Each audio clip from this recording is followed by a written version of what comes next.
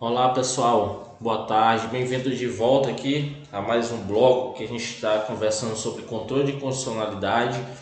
E como eu havia falado para vocês nos blocos anteriores sobre esta conversa que a gente está em quem tem, né, sobre controle de constitucionalidade, eu disse para vocês que é um tema que realmente precisa ser bastante esmiuçado, precisa ser bastante absorvido pelo candidato, pelo aluno, porque é um tema que cai muito em todas as provas das carreiras jurídicas e das mais difíceis aqui do Brasil, principalmente das procuradorias, magistraturas, promotorias. Então, questão certa de cair em prova em direito constitucional é controle de constitucionalidade, certo? Então fiquem atentos a justamente a lei seca das leis declaratórias de constitucionalidade, principalmente ao aspecto doutrinário e também jurisprudencial, que é extremamente importante tanto para as provas objetivas quanto as provas subjetivas, que acabamos trazendo aqui os principais artigos, o que a doutrina tem entendido e principalmente com as novidades na jurisprudência, certo? Então, bom dia, boa tarde, boa noite para vocês, boa madrugada, bom estudo para vocês aí, guerreiros que estão na batalha do concurso público. Então vamos lá para mais uma conversa, mais um bloco sobre controle de constitucionalidade. Então é um tema muito rico. Já estamos aqui no bloco 3, então bloco 5, né? Bloco 5, perdão. Então assim, é um tema que realmente é muito rico, tem muita coisa para ser discutida, certo? Então vamos lá?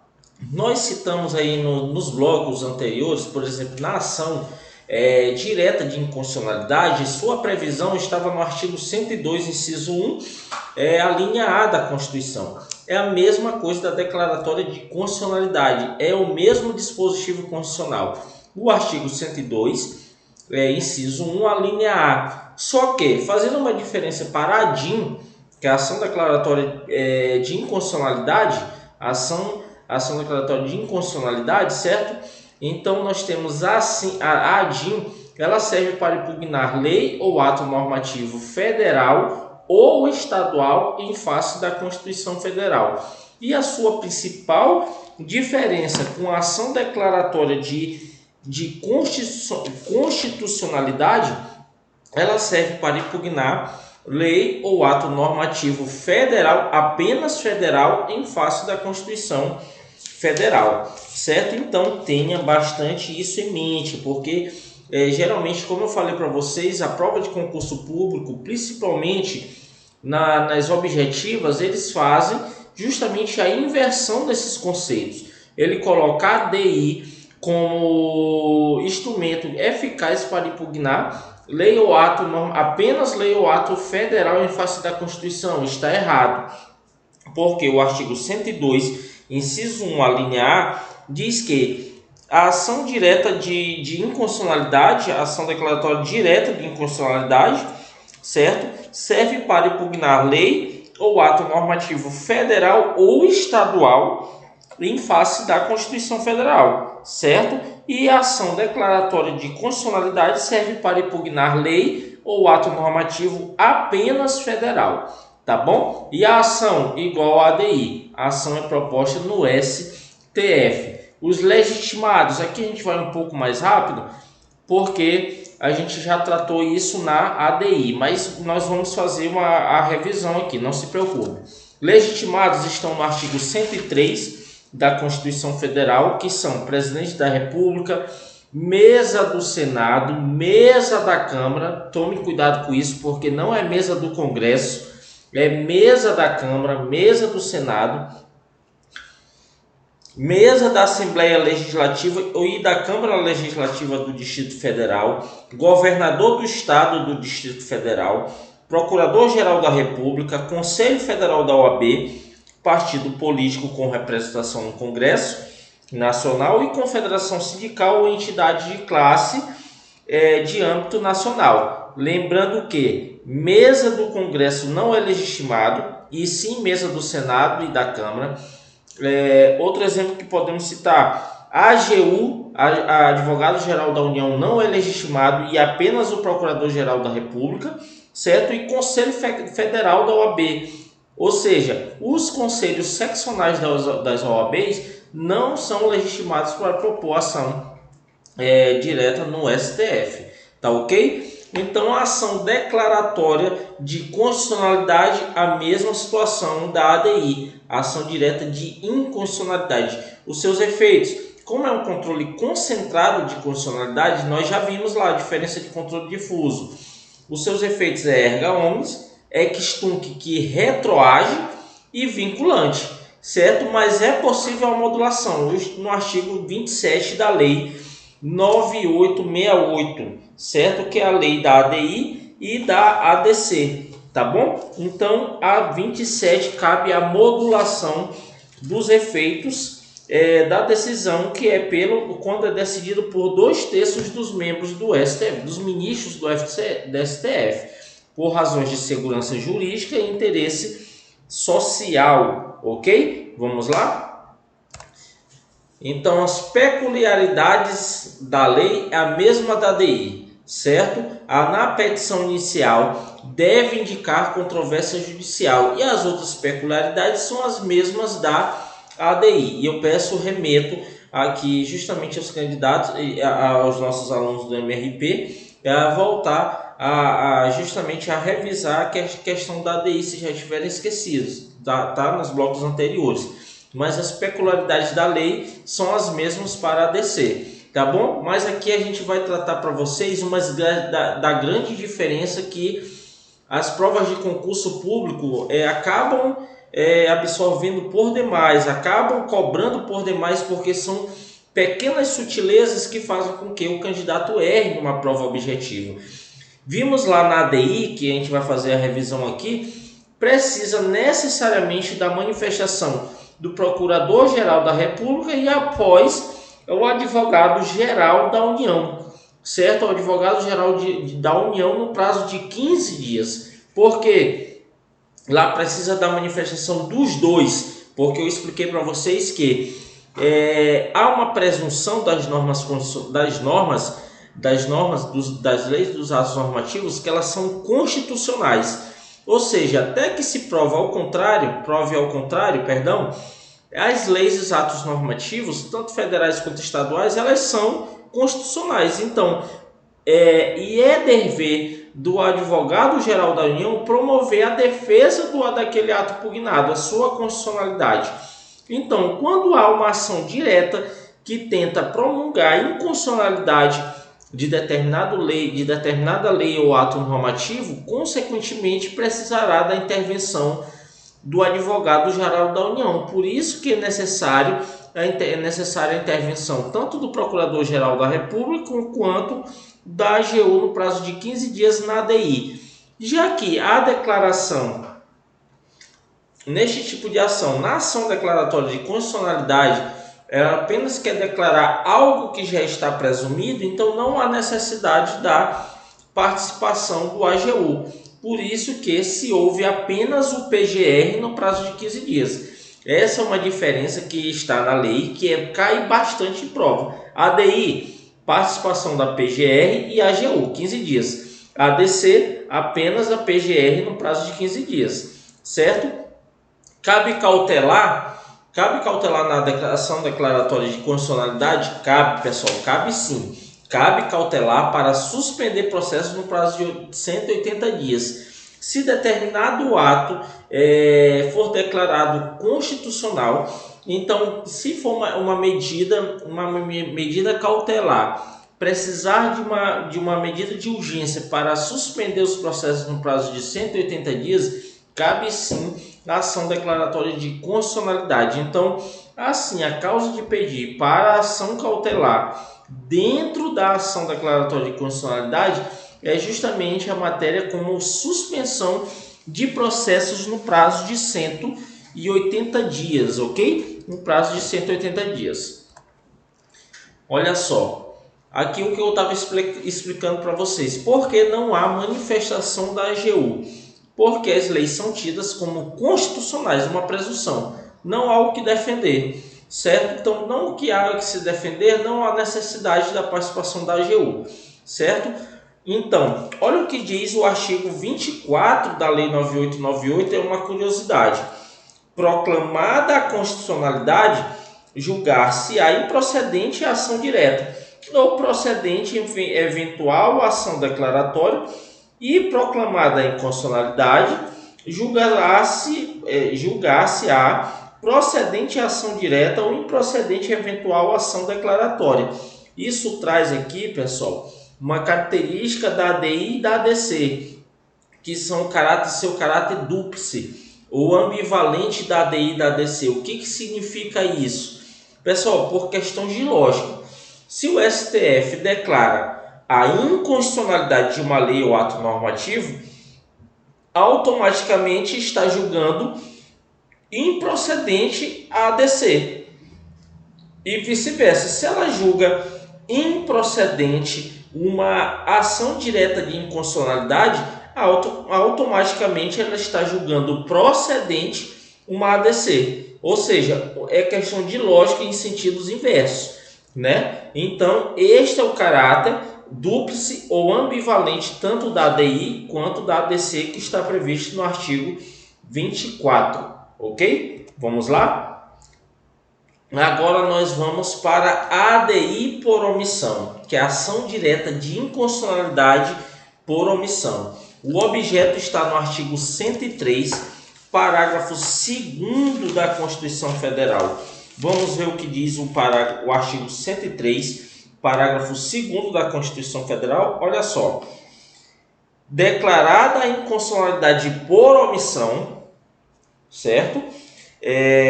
De medida para tornar efetiva a norma constitucional, será dada ciência ao poder competente para a adoção das medidas necessárias e, em se tratando de órgãos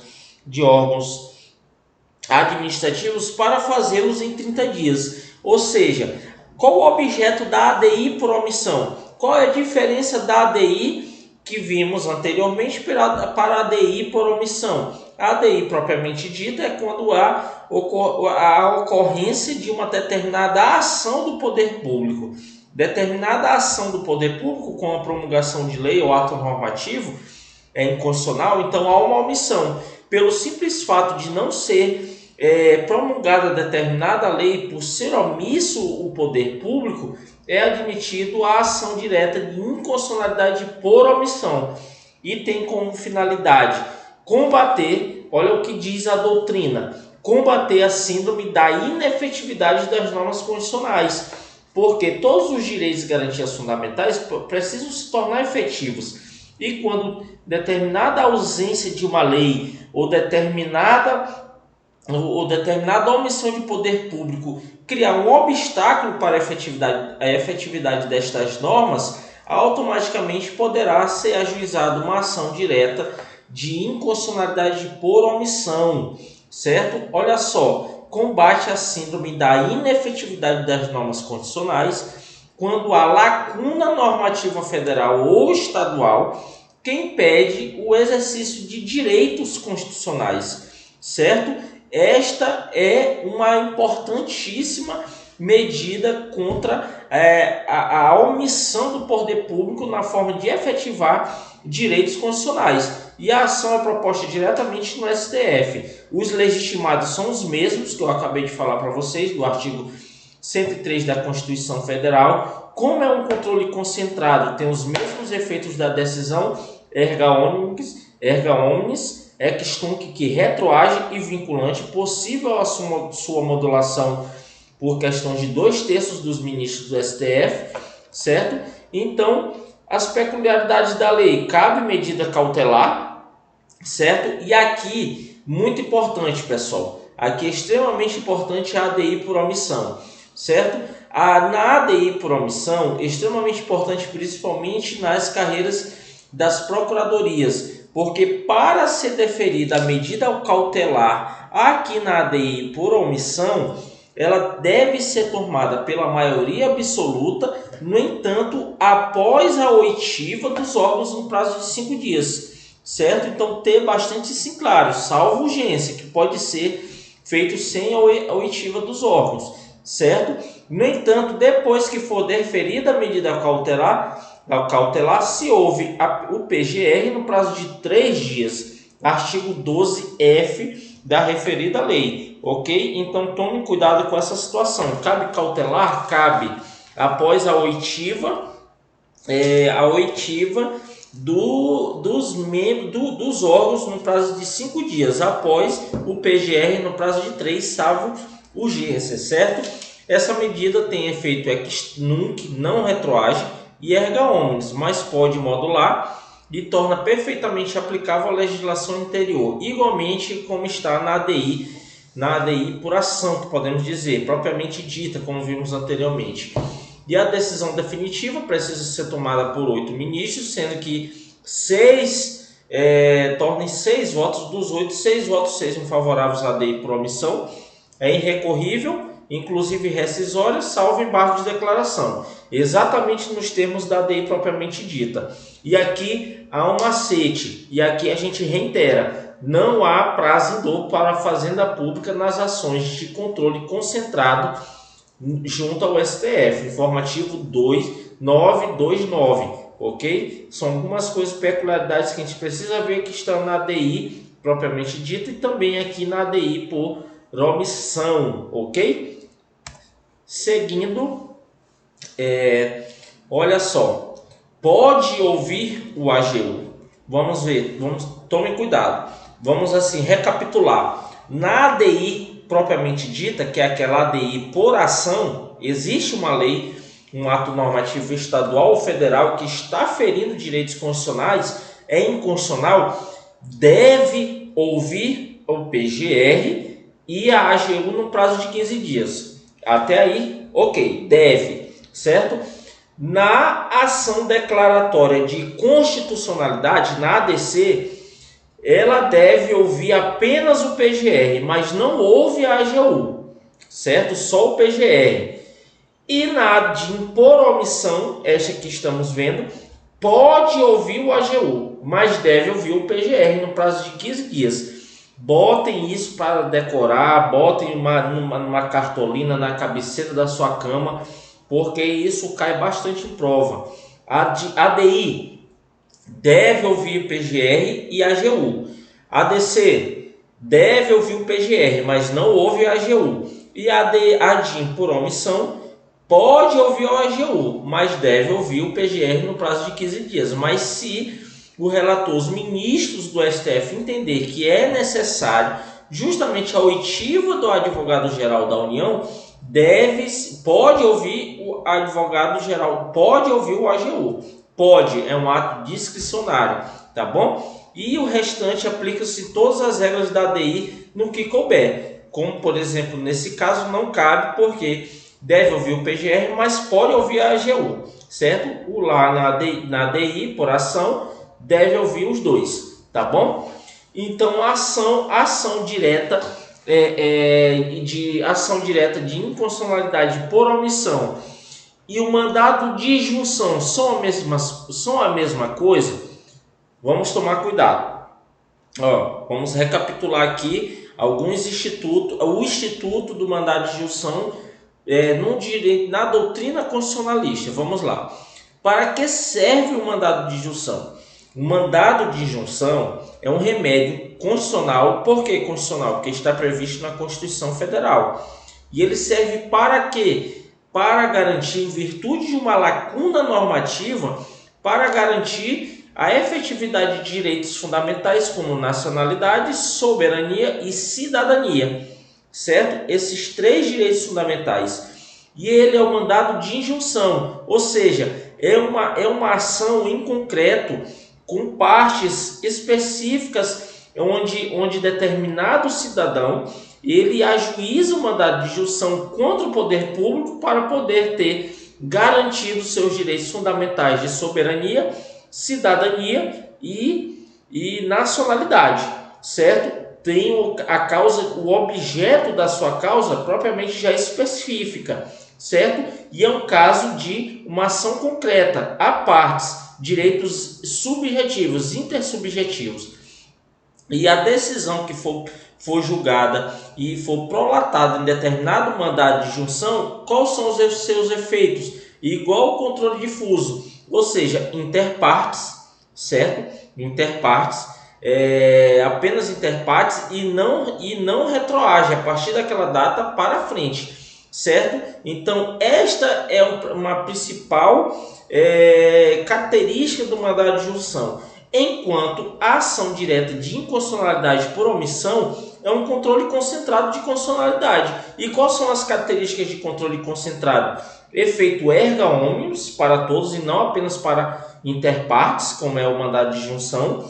Ex tunc, retroage, tá bom? E tem o efeito vinculante, enquanto o mandado de junção não tem efeito vinculante, apenas para as partes, efeito das partes, ok?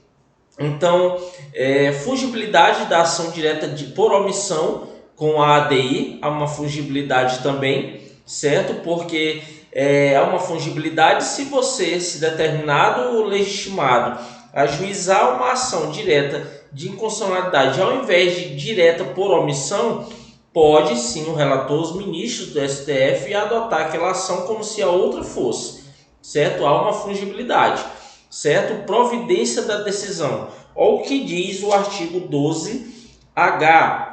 Declarada a inconstitucionalidade por omissão, o que acontece? Se for declarada a inconstitucionalidade por omissão, o STF vai legislar para justamente ser promulgada determinada lei ou ato normativo federal ou estadual para garantir direitos constitucionais? Não, pessoal, porque o judiciário não legisla. Então, o que acontece na prática com a sentença da ação direta de inconstitucionalidade por omissão? Olha só o que diz o 12H da Lei 9898. Declarada a inconstitucionalidade por omissão, com observância do disposto no artigo 22, será dada ciência ao poder competente para a adoção das providências necessárias, ou seja, ele vai justamente notificar o poder público que está omisso, certo, para tomar as providências necessárias. Em caso de omissão imputável ao órgão administrativo, as providências serão adotadas no prazo de 30 dias ou sem prazo razoável, ou em prazo razoável a ser estipulado excepcionalmente pelo tribunal, tendo em vista as circunstâncias específicas do caso e interesse público envolvido. Então esta é a providência da decisão. O STF não legisla, certo? Apenas ele notifica o poder público para tomar as providências para garantir o resguardo dos direitos constitucionais que foram infringidos em virtude da inércia, da omissão do poder público, tá ok? Então é o que está no 12H, tá? Então temos mais uma ação de controle concentrado de constitucionalidade, que é a DPF, que é a ação de descumprimento de preceito fundamental. A sua previsão no infraconstitucional está na Lei 9.882/99, certo? Que regulamenta o artigo 102, parágrafo 1º da Constituição Federal. O que diz o parágrafo 1º do artigo 102? Vamos lá? Olha o que diz aqui, ó.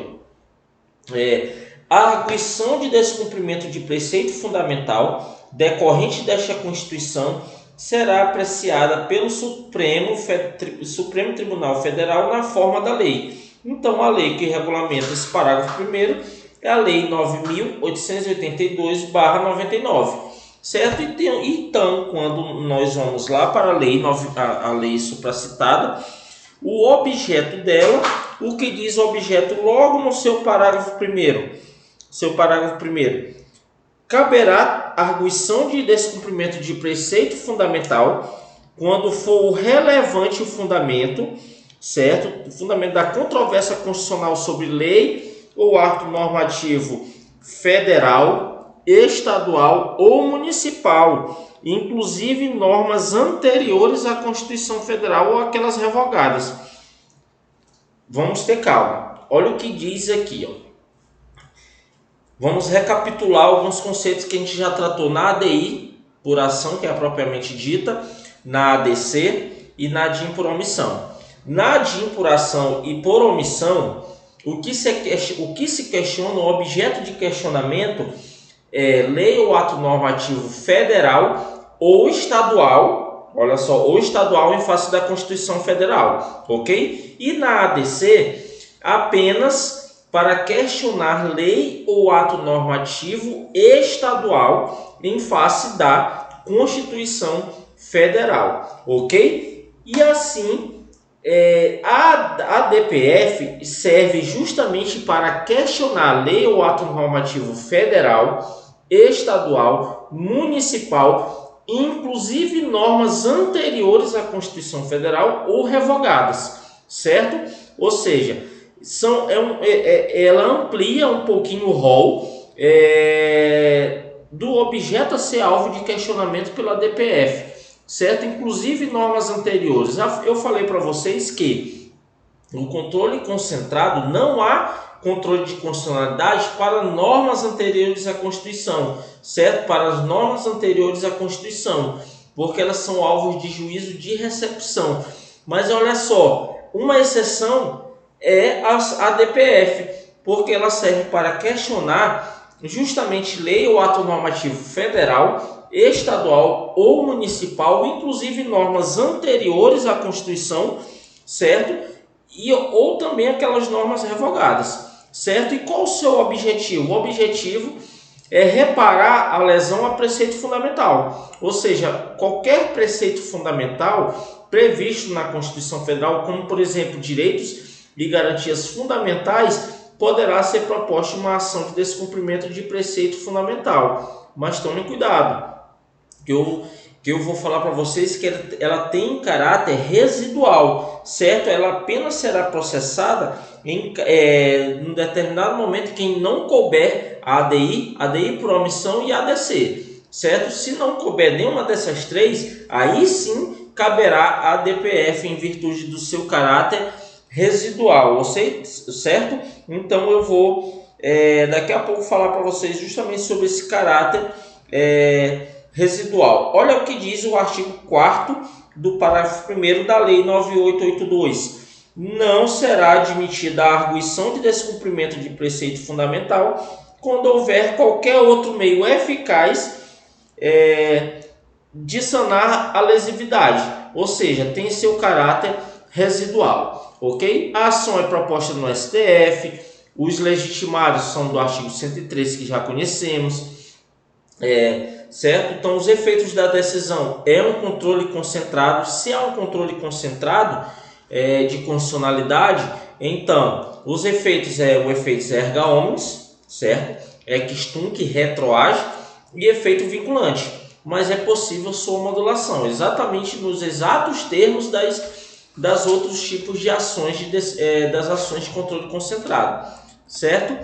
O que é preceito fundamental? Então, o preceito fundamental ele é um conceito jurídico indeterminado. Então, o STF vai interpretar se determinado preceito é fundamental. O STF tem interpretado, por exemplo, o rol de direitos e garantias elencadas no artigo 5º são preceitos fundamentais. Por exemplo, outras estruturas de Estado, regime democrático, forma federativa, tá bom? São também preceitos fundamentais que cabem à DPF caso não caiba a outros tipos de ações, ok? Então, na petição inicial deve indicar precisamente qual o preceito violado, certo? O que eu disse aqui do artigo 4º tem seu caráter residual subsidiário, ou seja, apenas cabe à DPF quando não couber a ADI por omissão e ADC, tá bom? Cabe liminar? Cabe. Olha o que diz o artigo 5º da lei da DPF. O Supremo Tribunal Federal, por decisão da maioria absoluta de seus membros, poderá deferir pedido liminar na DPF. Cabe liminar, maioria absoluta. E aqui, se houve o AGU e a PGR no prazo em 5 dias, e os órgãos públicos também então são ouvidos no prazo de 10 dias. E aqui, pessoal, eu peço que vocês façam uma pausa no vídeo, certo? Façam uma leitura cuidadosa tanto da lei da DI e da ADC, certo? Que é a lei 9868, quanto essa também da DPF, que é a lei 9882, tá bom? Então peço que vocês façam uma leitura cuidadosa, porque todos esses procedimentos, todas essas regulamentações estão na lei. E às vezes a prova só quer saber se você conhece a lei seca, certo? Aqui, como não há interpretações, mas a gente precisa saber que cabe eliminar, cabe por maioria absoluta. Aí, cabendo eliminar, se houve o PGR e a AGU, se houve, deve ouvir a AGU e o PGR no prazo de 5 dias e após os órgãos públicos no prazo de 10 dias, tá bom? A decisão definitiva é igual às demais, preciso da maioria absoluta ou de 8 ministros e dos 8, 6 precisam votar pela DPF igual aos demais e as providências na decisão estão no artigo 10. Olha o que diz: julgada a ação, far-se-á comunicação às autoridades ou órgãos responsáveis pela prática dos atos questionados, fixando-se as condições e o modo de interpretação e aplicação do preceito fundamental. Então, o próprio STF já vai fixar as condições e o modo de interpretação e aplicação do preceito fundamental para que ele seja realmente garantido e respeitado. Certo? Então, ter claro justamente esse artigo 10 que também cai bastante em prova, tá bom? Então, cabe modulação da decisão, cabe, artigo 27, cabe essa modulação, tá bom? Cabe a modulação. Artigo 11 também, que é por questão de 2/3 também dos ministros do STF. Há uma decisão do STF na ADI 349 do Distrito Federal, informa que há fungibilidade também entre a DPF e a ADI. Tanto que, por que o STF entendeu por este motivo, por esta tese? Vejam bem, a ADI serve para questionar lei ou ato normativo federal ou estadual, enquanto a DPF serve para lei ou ato normativo federal, estadual, municipal ou normas anteriores. Bem, então se a DPF também questiona lei ou ato normativo federal ou estadual, pode ser que coincida com a ADI. Então, se coincide com a ADI, o legitimado ajuiza a ADI ao invés a DPF ao invés da ADI, o STF pode sim, em virtude do princípio da fungibilidade, recebê-lo como a ADI, ok? Então, olha só uma observação importante que o STF também concluiu: a DPF não é via adequada para obter revisão ou cancelamento de súmula vinculante. Por que, pessoal? O STF entendeu porque o procedimento de revisão e cancelamento de súmula vinculante existe lei própria, a lei federal. Se existe lei própria que regulamenta a questão das súmulas vinculantes, a DPF não é via adequada para obter essa revisão nem cancelamento, certo? Então, a DPF, como eu falei para vocês, a DPF ela tem esse caráter residual, ela tem esse caráter subsidiário. Se couber qualquer medida para combater a lesividade, não cabe a DPF. Ela só cabe em último caso, em última instância. Tá bom? Vamos seguindo? Olha só como foi cobrado na prova lá de Paraná, do advogado do Paraná. Olha o que diz: no que concerne ao sistema de controle de constitucionalidade das leis e atos normativos no direito brasileiro, existindo comprovada controvérsia constitucional, olha só, controvérsia constitucional sobre dispositivo da lei estadual anterior à Constituição da República de 88, o governador do estado está legitimado para... Olha só, nessa questão a gente precisa adotar algumas providências quando a gente estiver fazendo essa prova, estiver fazendo essa questão. Primeira coisa que a gente tem que circular é que a informação, a questão já nos trouxe a informação que há uma controvérsia constitucional de dispositivo estadual. Se há controvérsia constitucional, significa que essa lei estadual ela está ferindo a Constituição, ou seja, o questionamento da Constituição, da lei estadual, está tomado como base a Constituição Federal, ok? E a lei ou o ato normativo é estadual. Então, se é estadual, pode caber ou ADI ou somente ADI, certo? Não cabe ADC por quê, pessoal? Não cabe ADC porque justamente é só contra lei ou ato normativo federal. Então, aqui a gente já corta e elimina a letra E. Então, sobra para nós A, B, C e D. Agora, olha o que diz mais ainda a questão anterior à Constituição. Nós vimos nos controles concentrados que elas servem para combater a ADI por ação, que é a ADI propriamente dita, a ADC e a ADI por omissão, elas servem para combater normas posteriores à Constituição da República de 88, não serve para anterior. Então, a única que é legitimada para justamente questionar leis estaduais anteriores à Constituição da República, a exceção. E qual é a exceção que eu falei para vocês? É a DPF, pessoal. A ADI de inconstitucionalidade não cabe. Por quê? Porque ela não serve para combater lei estadual anterior à Constituição da República e somente posterior à Constituição. Tá bom? Então, letra A, errada. Letra B, propor ao STF mandado de injunção? Não, pessoal, não é mandado de injunção. Por quê? Porque justamente em sistema de controle de constitucionalidade, mandado de injunção não é instrumento de controle de constitucionalidade. É uma ação igual ao mandado de segurança, uma ação própria que serve para um remédio constitucional para combater uma lesividade. Não é controle de constitucionalidade, certo? Vamos pular a letra C. Letra D, propor mandado de segurança, a mesma lógica do mandado de injunção, não é controle. E o que nos sobra, letra C, arguição de descumprimento de preceito fundamental, porque a norma é anterior. Ou seja, a DPF serve para combater lei ou ato normativo federal, estadual, municipal, inclusive normas anteriores à Constituição e também inclusive até normas já revogadas, que feriram o preceito fundamental, ok?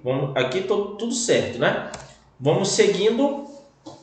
Aqui eu falei para vocês que iríamos apenas abordar de forma apenas superficial justamente a questão da ADI interventiva federal ou estadual. Por que eu disse que seria de forma superficial? Porque, pessoal, a ADI interventiva federal ou estadual, automaticamente ela está associada e logicamente está associada ao Instituto da Intervenção Federal, que ainda iremos abordar, não se preocupe, a intervenção federal. Mas assim, eu fiz questão de trazer para vocês a questão da ADI interventiva, porque também ela pode ser vista como sede de controle concentrado de constitucionalidade.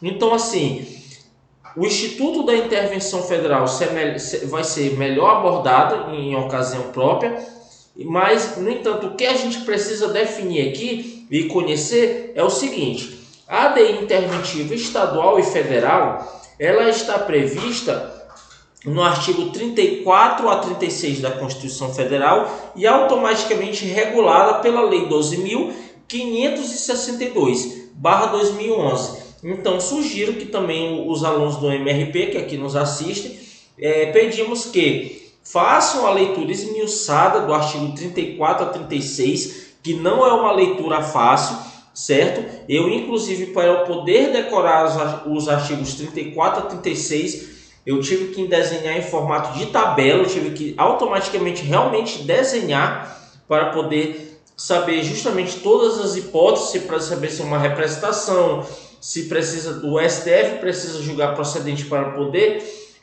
sanear o que é feito pelo Poder Judiciário, o que é feito pelo Poder Executivo, quais são os princípios constitucionais sensíveis do artigo 34, os caminhos passíveis da intervenção federal e também da estadual, certo? Então peço que vocês leiam com calma tanto o artigo 34 a 36, quanto também a Lei 12.562/2011, certo? Então vamos lá. Para que serve a ADI interventiva federal e estadual? Serve para quando fere princípios constitucionais. Então, a ADI interventiva serve para ferir princípios constitucionais, legitimados somente o Procurador-Geral da República perante o STF ou o Procurador-Geral de Justiça perante o TJ local. O legitimado é apenas o PGR no STF ou PGJ perante o TJ local. Ou seja, o procurador é o representante do Ministério Público Federal perante o STF e o representante do Ministério Público Estadual perante o TJ local. Tá certo? Então, o legitimado somente o PGR no STF ou o PGJ perante o TJ local. Certo? Então, quando fere princípios constitucionais. Certo? E o procedimento é o idêntico à ação direta de inconstitucionalidade. Por isso que eu fiz questão de colocar aqui a ADI, porque como acabamos de ver a ADI e todo o seu procedimento, fica mais fácil entendermos a ADI interventiva. E no momento que formos estudar a intervenção federal, nós vamos estudar apenas quais são os seus aspectos, o que enseja a intervenção federal e não a ação, o instrumento processual propriamente dito em sede de controle, tá bom? Então é idêntico à ADI, certo? E aqui, pessoal, seguindo nosso bloco, aqui a gente vai falar para vocês uma evolução do controle de constitucionalidade no sistema brasileiro. Alguns de vocês podem estar se perguntando, professor, eu preciso mesmo saber a questão da evolução do controle de constitucionalidade no sistema brasileiro. Isso não é só para quem é historiador, que precisa saber a questão dos marcos temporais. Não, pessoal. Isso aqui na prova, principalmente nas provas objetivas, cai também, porque o examinador vai querer saber se você sabe quando surgiu o controle difuso, quando surgiu o controle concentrado no ordenamento jurídico brasileiro. E aqui eu trouxe as tabelas para vocês com resumo de em cada Constituição se trouxe ou não o controle de constitucionalidade. Vamos lá? Nós tivemos quantas Constituições? 1824, 1891, 1934, 1937, 1946, 1967, certo? E 1988. Ou seja, tivemos 7 constituições até agora, perdão. Certo? 7 constituições. Certo? Vamos ver o que cada uma tratou no sede de controle de constitucionalidade. Olha só o que diz. Em 1824, ela é conceituada como uma Constituição semirrígida. Por que semirrígida? Porque havia determinadas matérias na Constituição de 1824 que poderiam serem modificadas por um sistema mais flexível, um sistema assim muito mais flexível para sua alteração. Entretanto, outras matérias ela tinha aquele procedimento de alteração mais dificultoso. Por isso que os doutrinadores constitucionalistas entendiam que foi a Constituição brasileira a única considerada como semi-rígida. Não era nem flexível, também não rígida. Certo? Então, o que caracteriza a Constituição de 1824 é justamente que não havia sistema de controle. Certo? Havia uma soberania do poder moderador, que é o poder baseado justamente centralizado no império, no imperador. Então era o poder moderador, então não havia controle. Certo? 1824, precisam saber, não havia controle de constitucionalidade. No entanto, com a nossa primeira Constituição republicana, quando surgiu a República, que foi com a Constituição de 1891, surgiu o controle difuso. Olha, pessoal, fiquem atentos. Controle difuso, com o STF como última instância. Se o examinador da sua prova entender e colocar na sua prova que surgiu o controle concentrado, está errado. É o controle difuso que surgiu em 1891, certo? Com o STF como última instância, certo? Já nossa terceira Constituição, surgiu a ADI interventiva. Foi essa que a gente acabou de tratar, que é a questão com as intervenções, as intervenções federais e intervenções estaduais, certo? Quando feria os princípios constitucionais, surgiu a ADI interventiva, surgiu também a cláusula de reserva de plenário, foi o que a gente já tratou, que hoje está previsto no artigo 97 da Constituição, que os tribunais precisam, para declarar a inconstitucionalidade de determinada lei ou ato normativo, precisam da maioria absoluta de seus membros. Então, surgiu quando a cláusula de reserva de plenário? Desde 1934, certo? E o Senado surgiu também com a competência para suspender a execução de lei ou ato inconstitucional, o que vimos hoje na nossa Constituição, no artigo 52 da Constituição, salvo engano, inciso 10. Ok? Então, ter-se bem claro essas características da Constituição de 34, a de interventiva, cláusula de reserva de plenário e o poder do Senado suspender a execução de ato inconstitucional. Ok? A Constituição de 1937, que foi aquela polaca. Por que polaca? Porque alguns doutrinadores constitucionalistas entendiam que essa Constituição de 37 teve muita influência do fascismo da Itália. Então, justamente foi uma Constituição fascista. Então, eles acreditavam justamente que a 37, na época de Getúlio Vargas, houve um retrocesso. O Legislativo poderia, por 2/3, tornar sem efeito a declaração de inconstitucionalidade do Judiciário. Ou seja, o Judiciário declarava a inconstitucionalidade e havia justamente um poder de revisão pelo Legislativo. Olha que retrocesso é esse, o poder de ingerência de um poder em relação ao outro. Poderia, por 2/3, declarar, justamente tornar sem efeito aquela decisão. Havia esse retrocesso, foi a polaca, com a Constituição de 1937, certo? A nossa quinta Constituição foi a de 1946, houve justamente aquele processo de democratização de 46, com o Estado Novo, né, o populismo. Com 46 surgiu o controle concentrado no âmbito dos estados, certo? Surgiu o controle concentrado no âmbito dos estados. Vimos lá, com a Constituição de 1891, houve o controle difuso, certo? Enquanto aqui, em 46, surgiu o controle concentrado no âmbito dos estados. Ou seja, eles poderiam ajuizar a ADI no tribunal local quando ferisse a Constituição estadual, certo? 1967, nossa sexta Constituição, houve a retirada do controle concentrado no âmbito dos estados, No entanto, surgiu o controle concentrado municipal em face da Constituição estadual. Olha só, como um pouco contraditório, retirou o controle concentrado no âmbito dos estados, mas surgiu o controle concentrado municipal em face da Constituição estadual, certo? E a de 1988, que é a nossa sétima Constituição, que é a nossa mais importante Constituição, né?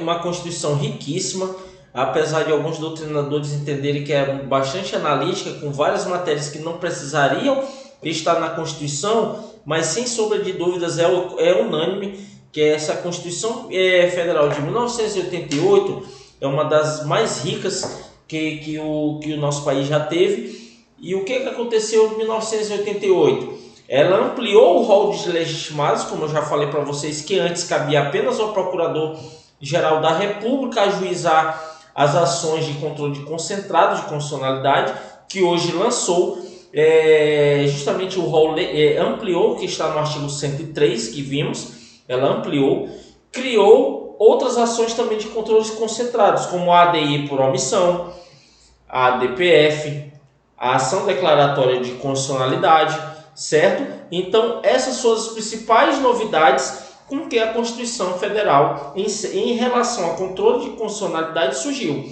Então, assim, essas são as principais características que a gente trouxe, sim, um breve resumo do que um resumo rico do que cada Constituição trouxe em matérias de controle de constitucionalidade, que são perguntas que essas características que a gente trouxe para vocês são perguntas que realmente caem em suas provas, que eu preciso que vocês saibam.